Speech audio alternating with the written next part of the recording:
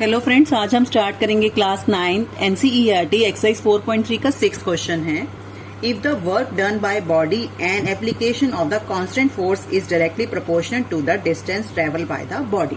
तो इसका मीनिंग हुआ कि जब आप देखो ये ऐसे ये पत्थर है तो पत्थर को आप जब हिट करोगे तो ये पत्थर उठ के उतना ही जाएगा जितना कि आपने फोर्स अप्लाई किया है ना। तो जितना फोर्स आपने अप्लाई किया उतना ही वो ट्रेवल करेगा, मतलब उतना ही वो कवर करेगा एरिया। तो इसमें है ये इसी चीज का मीनिंग है कि बॉडी में जितना आपने फोर्स अप्लाई किया इस पत्थर पे तो वो उसमें constant force directly proportional to the distance travel by the body, वो उतना ही वो डिस्टेंस कवर करेगा। Express this the form of the equation in 2 variables and draw the graph of the same taking the constant force as 5 unit at the read the graph to the work done when the distance travel by the body is 2 unit and 0 unit. तो आपको पहले बताना है कि आपने कितना distance travel किया। सिर्फ आपको कांस्टेंट फोर्स दिया हुआ है 5, तो आप लिखे डिस्टेंस ट्रेवल। हमें डिस्टेंस को पहले हम मान लेंगे कि हमारे पास कितना है x, डिस्टेंस ट्रेवल x, और आप लिखिए वर्क डन, जितना आपने काम किया उसको मान लीजिए y। ठीक है, पहले मैंने डिस्टेंस को मान लिया x और वर्क जितना डन किया उसको मान लिया y। और कांस्टेंट फोर्स हमें कितना दिया हुआ है? कांस्टेंट फोर्स हमें दिया हुआ है 5। ठीक है, तो हम इसे इक्वेशन बना लेते हैं। क्या इक्वेशन बनेगी हमारी? हम क्या करते हैं, वर्क डन, हमारा फॉर्मूला होता है, हम इसको लिखते हैं वर्क डन, मतलब ये है work done upon is equal to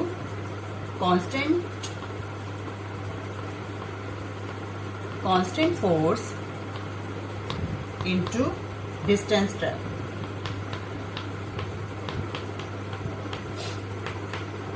ठीक है, अब ये देखो वर्क डन कितना था हमारा y था। ठीक है, कांस्टेंट फोर्स कितना है 5 इंटू डिस्टेंस ट्रेवल कितना किया x। तो मेरी इक्वेशन क्या बन गई, y is equal to 5x। तो इसमें अब वैल्यू रख दूंगी मैं। अब इसमें कोई भी वैल्यू रख लेंगे तो हमारा इसका ग्राफ बन जाएगा।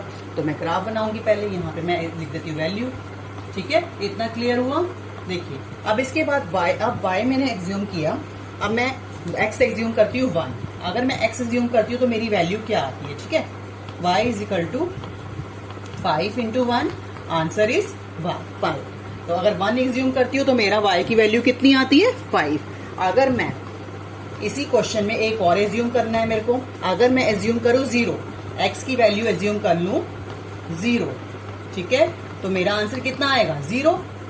0 में मेरा आंसर कितना आया 0 ही आया। ठीक है, तो अब मैं इसका ग्राफ बना लेती हूँ। 1 2 3 4 5 1 2 3 4 5 1 2 3 4। ये x माइनस हो गया, ये x पॉजिटिव हो गया, ये y हो गया, ये y नेगेटिव हो गया। ठीक है, अब देखिए 1 है तो कितना आया 5। 1 पे कितना है 1 2 3 4 5। 1 पे 5 है तो ये 1 पे 5 हो गया। ठीक है, ये 1 पे 5 हो गया मेरा। अब है 0 पे 0, x का 0, y का भी 0, तो ये y का भी x का 0 एंड y का 0। तो ये मेरा ऐसे ग्राफ बनेगा। इसमें से निकाल लीजिएगा, आप स्केल से करिएगा। ठीक है, अब हमें बोला है कि किसकी वैल्यू निकालनी है हमें, 2 वर्क डन। देखिए 1 पे अगर कर रहा है 5 तो 2 पे कितना करेगा 10, उसका डबल ही हो जाएगा, है ना। अगर 0 पे है तो 0 पे कितना होगा 0 वर्क डन 0 ही होगा।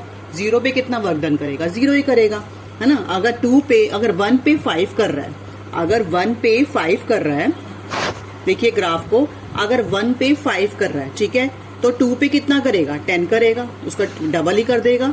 ठीक है, तो इसका 0 पे कितना होगा 0 होगा। अब दोबारा बताती हूँ, जब हम किसी पत्थर को हीट करेंगे, ठीक है, जब ऐसे मैंने पत्थर फेंका, पत्थर को मैंने जितना मैंने फोर्स अप्लाई किया, फोर्स अप्लाई करने के बाद वो पत्थर कहाँ जाएगा, जितना मैंने फोर्स अप्लाई किया। अगर मैंने ज्यादा धक्का मारा है तो ज्यादा दूर जाएगा, ज्यादा थोड़ा कम मारा है तो थोड़ी दूर जाएगा। ठीक है, तो आपने डिस्टेंस ट्रेवल कितना किया x और वर्क डन है y। कांस्टेंट फोर्स आपको बुक में गिवन है क्वेश्चन में 5। तो इक्वेशन बना लीजिए y, हमारा वर्क डन का फॉर्मूला, जैसे वर्क डन है, हम कोई काम करते हैं तो उसका फॉर्मूला क्या बनाएंगे, constant force into distance. Constant force कितना था हमारा 5 और वर्क और डिस्टेंस ट्रेवल कितना था x। 5x हो गया, इक्वेशन बना ली। मैंने अगर x की वैल्यू 1 पुट करी तो मेरा आंसर कितना आया 5। अगर 0 पुट करी तो मेरा आंसर कितना आया 0। तो मैंने इसका ग्राफ बनाया। उस क्वेश्चन के बाद हमें बोला कि 2 पे कितना वर्क डन करेगा, तो 2 पे कितना करेगा, अगर 1 पे 5 है तो 2 पे कितना करेगा 10 करेगा। अगर 0 पे 0 वर्क डन है तो 0 पे कितना करेगा 0 ही करेगा। तो ये हमारा आंसर हो गया। अब हम करते हैं question number 7। Yamini and Fatima of class 9th of a school together contributed ₹100 towards the Prime Minister Relief Fund to help the earthquake victim. आगे दे रखा है कि वामिनी और फातिमा ने 100 रुपीज जो है कंट्रीब्यूट किया था। 100 रुपीज दोनों ने मतलब मिलकर मिल दिया। Write a linear equation which satisfied the data your data this data you may take their contribution at ₹X and Y draw the graph of the same. तो आपको बता रखा है कि यामिनी और फातिमा ने जो पैसे दिए वो टोटल था कंट्रीब्यूशन 100 रुपीज। तो आप लिखोगे let the contribute of Yamini. First Yamini थी, यामिनी को x से ज्यूम कर लीजिए। यामिनी को कितना कर लेंगे x। Let the contribution of Fatima, Fatima को x ज्यूम कर लीजिए y। दोनों का कंट्रीब्यूशन था और कितने रुपीज दिए 100। ठीक है, तो ये हमारी बन गई इक्वेशन। अब इस इक्वेशन के अंदर हम वैल्यू पुट करेंगे, फिर हम ग्राफ बनाएंगे।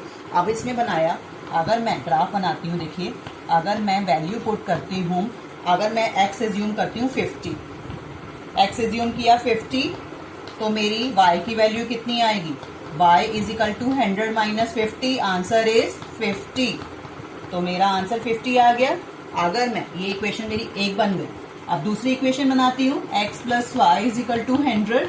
देखिए अगर मैं x के एज्यूम कर लूँ 70 plus y is equal to 100, y is equal to 100 plus वाला जब यहाँ पर आएगा राइट हैंड साइड पे नेगेटिव साइन हो जाएगा। कितना आया 70 एज्यूम किया था x और 30 आ गया।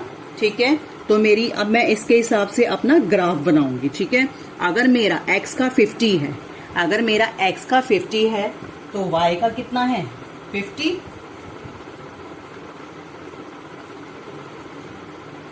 ठीक है, अगर x का 50 y का 50। ठीक है, अगर x का 70 तो y का 30। तो ये मेरा ग्राफ कैसे बना, ये बन गया ग्राफ। ठीक है, तो ये हमारा ग्राफ बना। तो इसके हिसाब से देखिए, फिर दोबारा बताते हैं ग्राफ में कैसे किया मैंने। x का 750 है, y का 50 है, तो 50 को x 50 y 50। ठीक है, ऊपर ले गए, डॉटेड लाइन करके मैंने किया। आप स्केल से करेंगे, आप x का 70 y का 30, x का 70 हो गया और y का 30 हो गया। तो हमारा ये जो ग्राफ बना, कंट्रीब्यूशन बना, तो यही आपको शो करके बताना था। यही हमारा आंसर हो गया। फातिमा यामिनी ने जितना कंट्रीब्यूशन किया था वो हमने आंसर के ग्राफ के थ्रू बताया।